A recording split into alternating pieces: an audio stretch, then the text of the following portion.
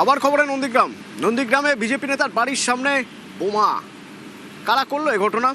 না, তিনি অভিযোগ করছেন যে তৃণমূল নেতা শেখ সুপিয়ানের উস্কানিতেই তার বাড়িতে বোমা মারা হয়েছে, বাড়ির সামনে বোমা মারা হয়েছে। আমার সঙ্গে সুজিত রয়েছে। সুজিত, এরকম মনে হওয়ার কারণ কি? আর শেখ সুপিয়ান যার বিরুদ্ধে অভিযোগ, তিনি বা কি বলছেন?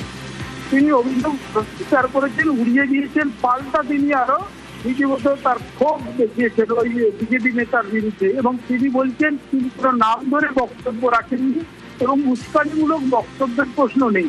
তবে যিনি আক্রান্ত সেই আব্বাস বেগ কিন্তু সরকারের বিরুদ্ধেই অভিযোগের আঙুল তুলেছেন।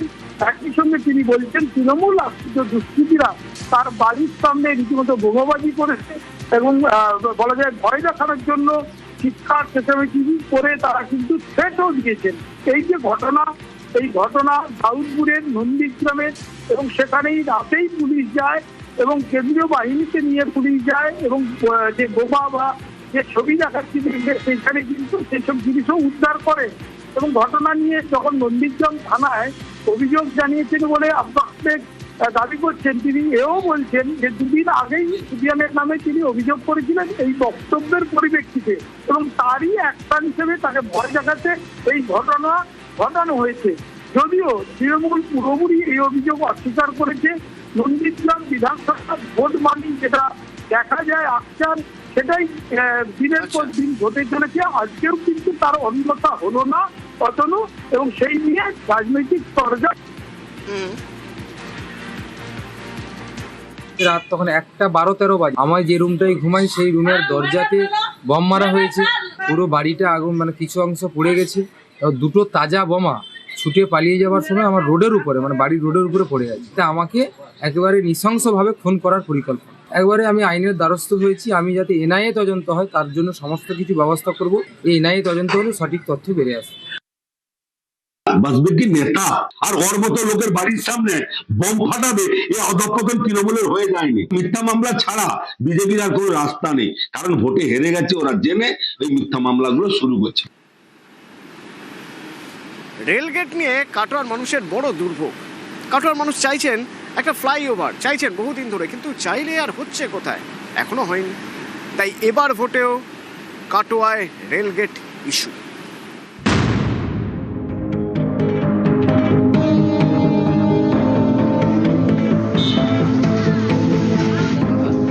পূর্ব বর্ধমানের কাটোয়া এই শহরে ঢোকার মুখে রয়েছে 22 নম্বর রেলগেট।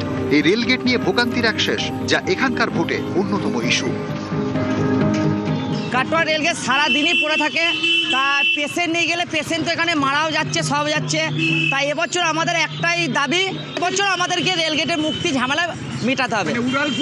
একটা উড়ালপুল করে দিতেই হবে, কারণ সারাদিনই রেলগেট পড়ে থাকে। হাওড়া কাটোয়া রুটে গুরুত্বপূর্ণ স্টেশন কাটোয়া। কাটোয়া স্টেশনের কাছে 22 নম্বর রেলগেট। এই রেলগেটের একদিকে গ্রাম, আরেক দিকে কাটোয়া শহর। সেখানে স্কুল, কলেজ, আদালত, সরকারি হাসপাতাল। পূর্ব বর্ধমানের পাশের জেলা বীরভূম এবং মুর্শিদাবাদ, এই দুই জেলা থেকে রোজ বহু রোগী কাটোয়া হাসপাতালে ডাক্তার দেখান। তাদের কাটোয়া শহরে ঢুকতে হলে পেরোতে হয় এই রেলগেট। হাওড়া কাটোয়া রুটে প্রতিদিন 18 জোড়া লোকাল ট্রেন যাতায়াত করে। মেল এবং এক্সপ্রেস মিলে চলে আরও 44 জোড়া ট্রেন। স্থানীয়দের অভিযোগ, একবার রেলগেট বন্ধ হলে সহজে খুলতে চায় না, ফলে দীর্ঘক্ষণের অপেক্ষা, এতে তৈরি হয় যানজট। এটা প্রতিদিনের ভোগান্তি, তাই স্থানীয়রা চান ফ্লাইওভার তৈরি করা হোক। কাটোয়া রেলগেটে আটকে আছি। রেলগেটটা যদি দীর্ঘদিন থেকেই তো হচ্ছে না, যদি এটা হয়, ফ্লাইওভার হচ্ছে না, ফ্লাইওভার হলে খুব ভালো হয়, মানুষের উপকার হয়। কলেজ, হসপিটাল, অফিস, আদালত সমস্তই ওই দিকে আছে এবং মানুষের প্রচণ্ড যন্ত্রণা। তাই এমএলএ সাহেব যদি বলছেন, যদি এটা করে সমগ্র কাটোয়াবাসী এবং আশপাশের সমস্ত মানুষেরই বহু উপকার হবে। কাটোয়ায় এই রেলগেটের ভোগান্তি দীর্ঘদিনের। এবারের ভোটেও ইস্যু এই রেলগেট। সব দলের প্রার্থীর মুখে শোনা যাচ্ছে ফ্লাইওভার তৈরির প্রতিশ্রুতি। যিনি এখানকার বিধায়ক আছেন তিনি বারবার বলেছেন ভোট আসার আগে যে রেল ব্রিজ করবেন। আমি আপনাদের বলছি, ভারতীয় জনতা পার্টি 2026 4 মে পশ্চিমবঙ্গে ভারতীয় জনতা পার্টি সরকার গঠন করবে। ডবল ইঞ্জিন সরকার হওয়ার পর প্রথম কাজ হচ্ছে এই rail bridge, Katwa rail bridge. নিশ্চিতভাবে যে মানুষের দীর্ঘ সময় এখানে সময় নষ্ট হয়, কষ্ট পায় রোদে, সেটা থেকে মুক্তি দেওয়ার জন্য কাটোয়া রেল ব্রিজ অবশ্যই হবে।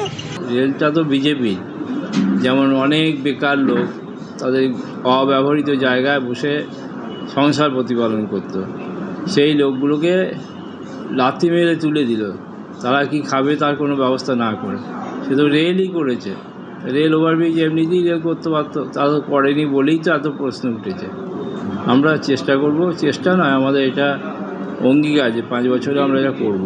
কাটোয়ার রেলগেট আবারও বলছি একটা মানে জ্বলন্ত সমস্যা, প্রতিনিয়ত জ্বলছে। অনেক সমস্যা আছে, কাটোয়াবাসীর অন্যতম সমস্যা। আমরা যদি জয়লাভ করতে পারি, কাটোয়ার জনগণকে নিয়েই আমরা এই ওভারব্রিজ বা ফ্লাইওভার সেটা আমরা দাবি আদায় করেই ছাড়বো, এবং সেটা যদি আমরা জয়লাভ করতে পারি তাহলে সেই কাজটা জনগণকে নিয়ে করা আমাদের অনেক সুবিধা হবে, এবং আমরাই দীর্ঘদিন ধরে লড়াই করছি, আমরাই পারবো। কাটোয়া থেকে রণদেব মুখোপাধ্যায়, নিউজ 18 বাংলা।